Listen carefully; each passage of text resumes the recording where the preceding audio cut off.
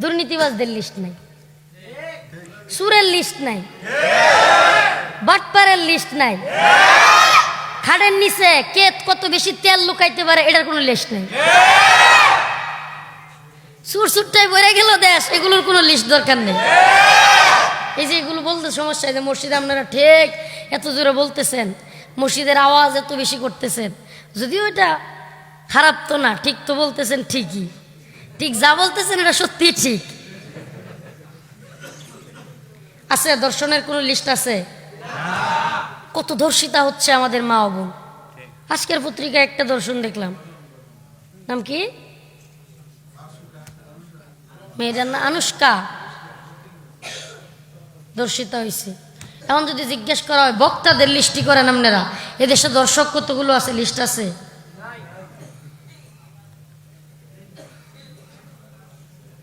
নেই। তাহলে আমাদের লিস্ট আছে, আমাদের কি আছে? লিস্ট আছে। এখন আমগরেও লিস্ট করে দিছে, এই লিস্টের বাইরে কথা কন যেত না।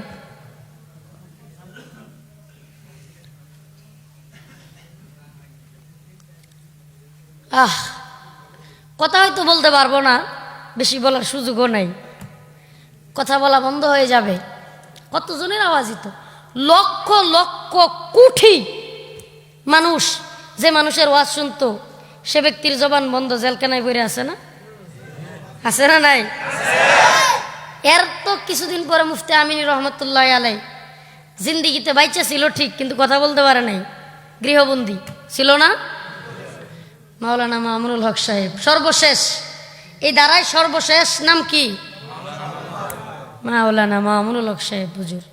স্টপ, আপনি কথা বলতে পারবেন না। এটার নাম নাকি গণতন্ত্র? এটার নাম নাকি গণতান্ত্রিক দেশ? আসেন আপনাকে প্রশ্ন করি আমি, আপনি গণতন্ত্রের কি বুঝেন? আপনিও যে দালালি করতেছেন, আপনিও যে বিশাল স্লোগান দিতেছেন, আসেন আপনাকে প্রশ্ন করি, গণতন্ত্র বলতে কি বুঝেন? বাক স্বাধীনতা হরণ করার নাম কি গণতন্ত্র? আমি আমার মুখ দিয়ে কথা বলবো, আপনার কথাগুলো ভালো না লাগলে আপনিও সেটার বিরোধিতা করুন। জবান বন্ধ করে দেওয়ার নাম কি গণতন্ত্র? আমরা হয়তো এর পরের সংস্করণের নাম রফিকুল ইসলাম মাদানী হইতে পারে, কি সর্বশেষ নাম কি হইতে পারে? রফিকুল ইসলামও হইতে পারে, হইতে পারে। তবে আমরা এগুলো পড়ুয়া করি। কবে কথা চলবে, কবে বন্ধ হবে সেটা কে জানে? কে জানে? আরে বান্দা, তুমি কত ধরনের প্ল্যান করবা, তুমি কালকে কি খাবা, কোথায় থাকবা, তুমি কত ধরনের প্ল্যান করতেছো।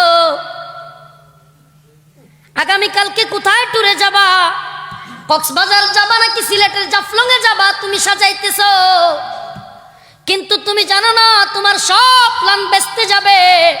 কারণ হলো তামাম পৃথিবীর যত মাখলুকাত আছে তারা যতই প্ল্যান করুক, সর্বোত্তম প্ল্যান করে কে? সবচেয়ে বড় প্ল্যান তো আমার আল্লাহ করে রাখছে। একথা বিশ্বাস করি, একথা মানি, এজন্য ভয় করি না। এরা আমাদেরকে মৃত্যুর ভয় দেখায়, হামলা মামলার ভয় দেখায়, জবান বন্ধ করে দেওয়ার ভয় দেখায়। আসলে আমরা তো ভয় পাই না, কারণ মুমিন ভয় করবে কেন? মুমিন তো মরার ভয় করতে পারে না। আরে মুমিন তো মারা যাবে, আর আল্লাহর রাসূল বলেছেন তুহফাতুল মুমিনিল মাউত, মুমিনের জন্য মৃত্যু হচ্ছে উপটোকন স্বরূপ, গিফট স্বরূপ, হাদিয়া স্বরূপ। মৃত্যু হলো মানে মুমিনের আল্লাহর সাথে সাক্ষাৎ হয়ে গেল। তাহলে মুমিন মৃত্যুরে ভয় করে কেমনে? হামলা মামলারে ভয় করে কেমনে? করতে পারে? মুমিন ভয় করতে পারে না। ঈমান যেগুলো নাই, এগুলো আমাদেরকে আজকে হাত ভাঙা দেওয়ার অপরাধে আমাদের এদেশের সর্বোচ্চ নেতা, এদেশের না, আমি তো মনে করি গোটা পৃথিবীর কোন জাতির জন্য সবচাইতে বেশি ত্যাগ স্বীকার করা নেতাদের মধ্যে আমাদের এই যে এদেশের একজন নেতার নামও আছে, তার নাম হলো বঙ্গবন্ধু শেখ মুজিবুর রহমান। ইতিহাস সাক্ষী, ইতিহাসের পরে তারপরে কথা বলতেছি। গোটা পৃথিবীতে কোনো জাতির জন্য সবচেয়ে ত্যাগ স্বীকার করেনেওয়ালা এক নেতার নাম হলো নেলসন ম্যান্ডেলা, সাউথ আফ্রিকার। আমি ইতিহাস পড়ে তারপরে বলতেছি যে কৃষ্ণাঙ্গদের জন্য, কালো মানুষের জন্য অনেক ত্যাগ স্বীকার করেছে। এরপরেই যে নামটা আসে সে নামটা হলো এই বাংলাদেশের গোপালগঞ্জের টুঙ্গিপাড়ার কৃতি সন্তান বঙ্গবন্ধু শেখ মুজিবুর রহমান। সে ব্যক্তিটাকে আজকে বাম রামরা, নাস্তিক পাড়ার ওই মুরগি চূড়ার দলেরা, এরা আমাদের সেই গোটা পৃথিবীর সর্বোচ্চ লিডারদের, মুসলমানদের লিডারদের, এখন তারা এই বাম রাম মুরগি চূড়ার দলেরা এরা নিয়ে ওনারে নাস্তিক বানায় দিতে চায়। কি করতে চায়? নাস্তিক বানায় দিতে চায়। অথচ বঙ্গবন্ধু তো এমন নেতা ছিলেন যিনি রেডিওতে কোরআন তিলাওয়াত ছাড়া কেন রেডিও শুরু হইল সেজন্য রেডিওওয়ালাদের জবাবদিহিতা করতেন। রেডিওতে কোরআন তিলাওয়াত নাই কেন? আমার কারি সাহেবকে ডাকো, কারি ওবায়দুল হক ডাকো, কোরআন তিলাওয়াত পড়াও, তারপরে রেডিও শুরু করো। আলহামদুলিল্লাহ। ওই নেতারা এরা নাস্তিক বানায় দেয়। ওই যে শাহরিয়ার কবির কয়েকদিন আগে ভিডিওতে দেখলাম বলতেছে, বঙ্গবন্ধু বেঁচে থাকলে আওয়ামী লীগের নেতারা বিসমিল্লাহ বলে আর আসসালামু আলাইকুম বলে বক্তব্য শুরু করবে, এই সাহস পাইত না। আরে এটা আপনারা দেখেন, ইউটিউবে আছে তো। বলতেছে কি, বঙ্গবন্ধু বেঁচে থাকলে আওয়ামী লীগের নেতারা আসসালামু আলাইকুম বা বিসমিল্লাহ বলে বক্তব্য শুরু করার সাহস পাইত না। তার মানে এরা কি বুঝাইতে চায়? বঙ্গবন্ধু আসসালামু আলাইকুম আর বিসমিল্লাহর বিরোধী ছিলেন। ওরা তো এটাই বুঝায়। কি বলেন? না হলে কি আসসালামু আর আসসালামু আলাইকুম আর আসসালামু আলাইকুমের মধ্যে জঙ্গিবাদ খুঁজে? হেরা তো আলিফ বাতা পড়নেওয়ালা মৌলবী। আলিফ বাতা সা পড়লে মৌলবী হওয়া যায় না বাবা। আলিফ বাতা সা শিখলে মৌলবী হওয়া যায় না। এ বি সি ডি শিখা, এ থেকে জেড পর্যন্ত যদি আমি শিখে ফেলি, বলে ফেলি, তাইলে আমি জাহাঙ্গীরনগর বিশ্ববিদ্যালয়ের প্রফেসর হইতে পারবো না। জাহাঙ্গীরনগর বিশ্ববিদ্যালয়ের প্রফেসর হইতে হলে অনেক যোগ্যতা লাগবে, অনেক ডক্টর হতে হবে, অনেক শিক্ষা লাভ করতে হবে। ঠিক তেমনিভাবে মাসআলা মাসাইল দেওয়ার জন্য, ফতোয়া দেওয়ার জন্য আলেম হওয়া লাগবে, মুফতি হওয়া লাগবে, ফকিহ হওয়া লাগবে, ইলম অর্জন করা লাগবে। লাগবে না? লাগবে না? এরা প্রায়ই আমাদেরকে বক্তব্য দিয়ে শোনায়, হাত ভেঙে ফেলবে, এই করবে, সেই করবে, আলেমদের দরকার নাই, হুজুরদের দরকার নাই, জানাজা আমরাই পড়াইতে পারি, আরো কত ধরনের হিংসাত্মক কথা বুড়িগঙ্গায় বাসায় দিবে। আমরাও বলতে চাই, তোমরা যারা বলো আলেম দরকার নাই, জানাজা আমরা পড়তে পারবো, আলেম দরকার নাই, এটা করতে পারবো, সেটা করতে পারবো, আলেম দরকার নাই, এই করব, সেই করব, সব কিছু করতে পারো। আমরা তোমাদেরকে বলতে চাই, তোমরা যারা বলো আলেমদের কাছে কি ইসলামের জবাবদিহিতা করতে হবে? আমরা মুসলমান নাকি মুসলমান না এটা আল্লাহর কাছে জবাব দিব। আলেমদের কাছ থেকে সার্টিফিকেট কেন নিব? তারা বলে, আমিও বলতে চাই, আমরা এদেশে মুক্তিযুদ্ধের পক্ষের না বিপক্ষের, স্বাধীনতার পক্ষের না বিপক্ষের, এটা আমরাও আল্লাহর কাছে বিচার দিব, আমরাও আল্লাহ পাকের কাছে দেখাবো, আমরাও আমাদের মনের অবস্থা কি সেটা আল্লাহকে জানাবো। আমরা স্বাধীনতার পক্ষে, মুক্তিযুদ্ধের পক্ষে না বিপক্ষে সেটা তোমাদের কাছে জবাব দিব না। আমরা স্বাধীনতার পক্ষে না বিপক্ষে? এদেশের কোনো ব্যক্তি বাঙালি হওয়ার পরে 1971-এ পাক হানাদার বাহিনী যখন এত এত আমাদের মা ও বোনদেরকে মারছে, এই পাকিস্তানি হানাদার বাহিনীর পক্ষ নেওয়া কি সম্ভব? তবুও আমাদেরকে কেন বলা হয় যে আমরা পাকিস্তানের পক্ষে? আমাদেরকে হাত ভেঙে দিবে। আমি তো বলি, অযথা এরে হেরে গ্রেফতার করার দরকার নাই। ওই এসপি তানভীর সাহেবকে গ্রেফতার করা হোক। কেন গ্রেফতার করা হোক? আমরা কেউ বঙ্গবন্ধুর সেই মূর্তির হাত ভাঙি নাই। ওরা ধরা হোক, ও বলে হাত ভেঙে দিবে, হাত ভাঙার অভ্যাস ওর আছে, রিমান্ডে ওরা নিলেই বাইর হয়ে যাবে। ওর হাত ভাঙার অভ্যাস আছে, নাইলে কয় কেমনে মানুষের হাত ভেঙে দিবে? ওর হাত ভাঙার অভ্যাস আছে, হাত তো ও ভাঙছে, রিমান্ডে নেওয়া হোক। ওরে রিমান্ডে নিলে কেডা বঙ্গবন্ধুর হাত ভাঙছে মূর্তির, এটা বাইরে আসবে। আমাদের হাত ভাঙার অভ্যাস নাই, আমরা কারো হাত ভাঙার কথা বলি না। কিন্তু এরা আজকে আইনের শাসক হয়েও, জনগণের সেবক হয়ে ওরা বলে হেরা জনগণের কি? পুলিশ কাদের বন্ধু? লেহের কি? পুলিশ দেখলেই মানুষ ভয় পায়, হেরা কয় জনগণের বন্ধু। বিশ্বাস করবেন কিনা, এই দেশে পুলিশের বর্তমান অবস্থা হলো, কোনো মানুষ পুলিশ দেখলে আর এদিকে যায় না, পলায় অন্য রাস্তা দিয়ে যায়। ট্রাকের পিছনে যেমন লেখা থাকে 100 হাত দূরে থাকুন, আমার মনে হয় এদের পিছনে লেখা দেওয়া উচিত 100 হাত দূরে থাকেন। কি এক আজীব অবস্থা।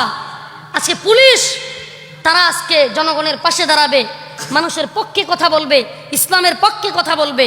হ্যাঁ, সব পুলিশ এক না, যেগুলো এমন এগুলোর পিছনে লেখা দেওয়া উচিত।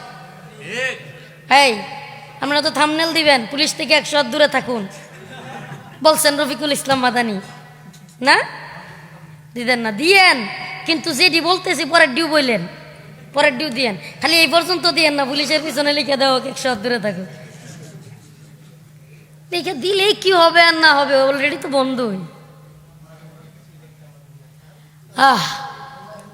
ومن يطع الله والرسول فأولئك مع الذين أنعم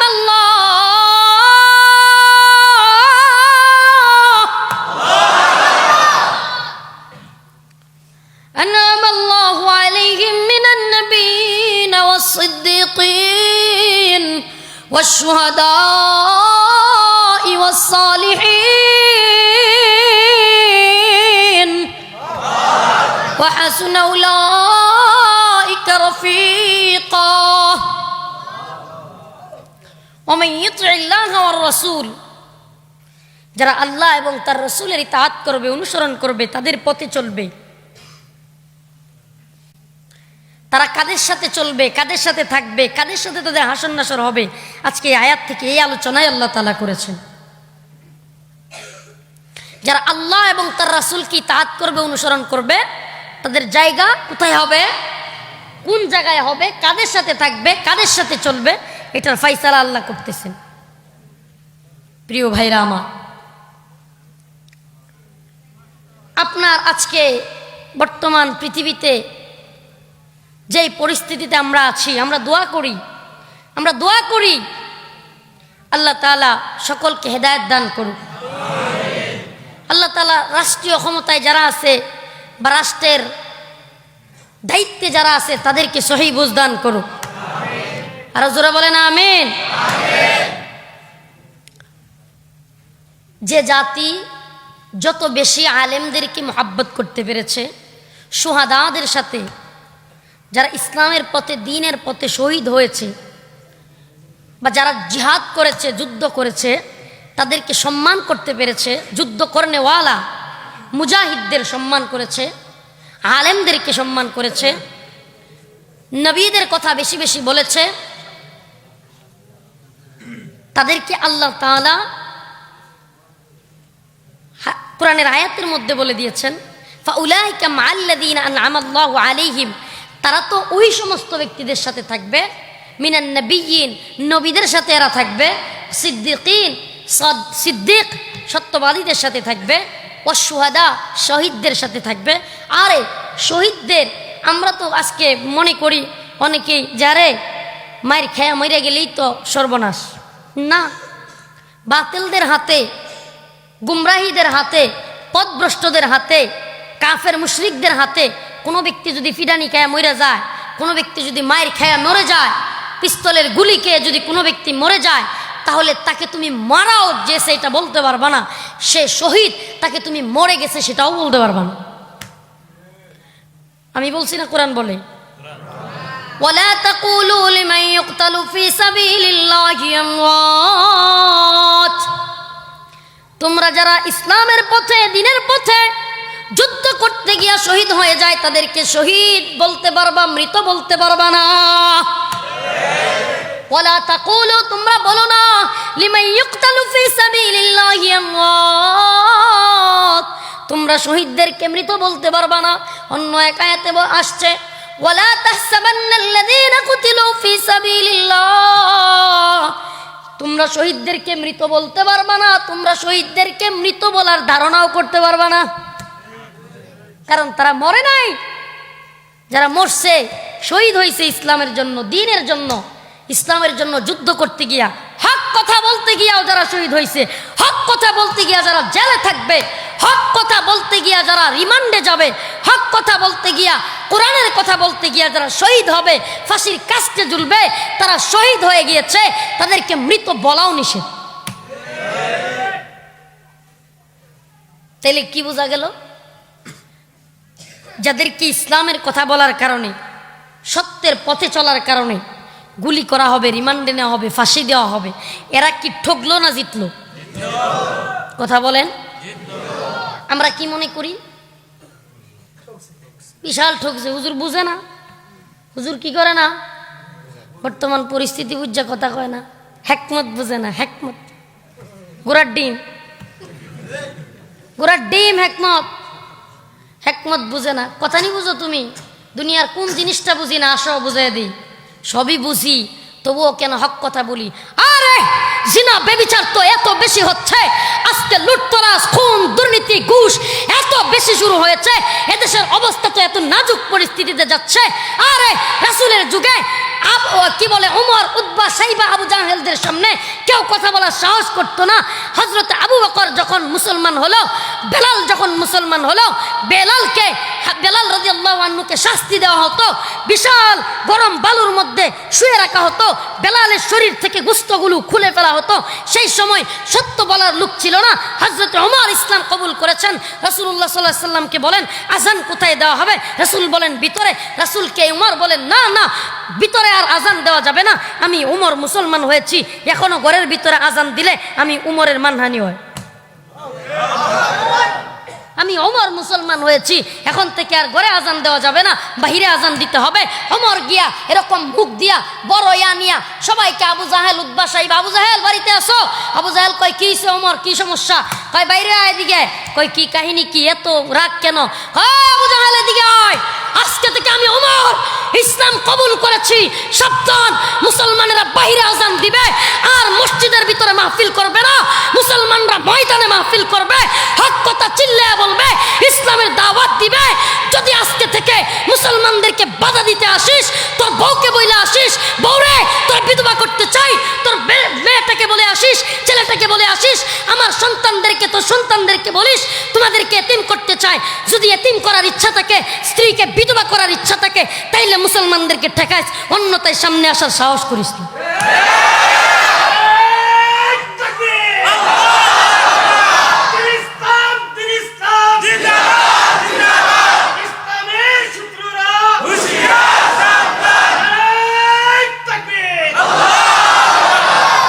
আরে হযরতে ওমর যে জামানায় সত্য কথা বলেছিল, সেই জামানায় কয়টা সাহাবী ছিল আপনি জানেন ইতিহাস? কয়জন সাহাবী ছিল? খুবই অল্প, খুবই অল্প। অথচ আজকে মুসলিম সংখ্যাগরিষ্ঠ রাষ্ট্র এদেশ, এদেশ 94% মুসলমানের দেশ বলতে লজ্জা লাগে। আজকে আমরা 94% মুসলমানরাই যেন এদেশে সংখ্যালঘু হয়ে গেছি। কিসের হিন্দুরা সংখ্যালঘু? কে বলছে আপনাকে আমরা সংখ্যালঘু? এদেশের বর্তমান পরিস্থিতি হলো আলেমরা, উলামায়ে কেরামরা, মুসলমানরা যারা 5 ওয়াক্ত নামাজ পড়ে, মসজিদে যায়, এরাই সংখ্যালঘু। প্যান্ট পরে দাঁড়ায় প্রস্তাব করতে পারেন, তাদের সুরে সুর মিলায় কথা বলতে পারেন, ইসলামকে লাথি মারতে পারেন, তাহলে আপনি তাদের বন্ধু।